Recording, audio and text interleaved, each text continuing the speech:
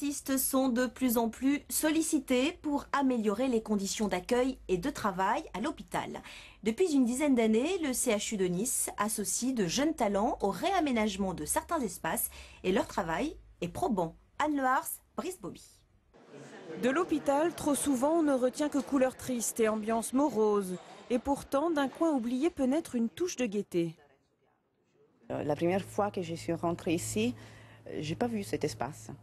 Et je pense que tout le monde, il avait la même réflexion.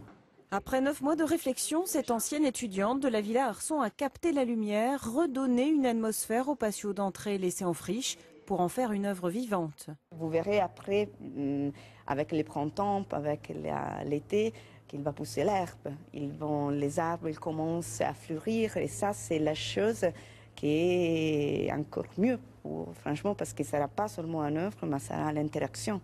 Depuis 10 ans, l'art à l'hôpital de Nice, c'est un supplément d'âme, mais aussi un outil aux fonctions thérapeutiques.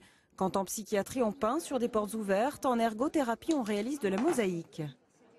La mosaïque leur demande de pouvoir découper, donc travail de force, de préhension, de précision. Certains ne peuvent pas, donc à ce moment-là, effectivement, ils peuvent être assistés de leur thérapeute. À leur rythme, en 2 ans, une centaine de patients a composé cette œuvre, une reproduction d'un Chagall bientôt inauguré. Ça me détend, j'aime bien. J'aime bien l'activité, c'est pour ça que j'ai accepté d'y participer. C'est un service qui m'a beaucoup aidé. Donc vu qu'ils se sont entre guillemets engagés à fournir cette œuvre, de contribuer en soi, c'est important pour moi. La reproduction du Cantique des Cantiques sera elle aussi partagée puisqu'installée dans le hall de l'Archer 1, toujours dans un esprit d'ouverture. C'est quand même un lieu de passage, des rencontres avec des publics et c'est pas incompatible en fait finalement de pouvoir y découvrir au hasard des projets, des artistes récents ou plus anciens.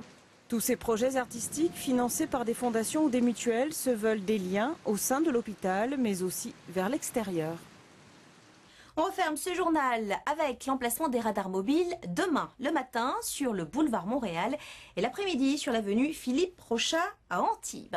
Tout de suite la météo, puis votre édition nationale. Je vous dis à demain 19h15. Belle soirée à tous.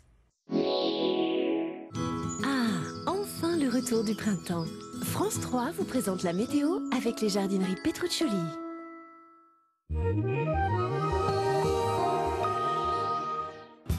Bonsoir, les nuages sont de plus en plus présents sur le bord de mer, encore des averses en montagne et même de la neige au-dessus de 2200 mètres.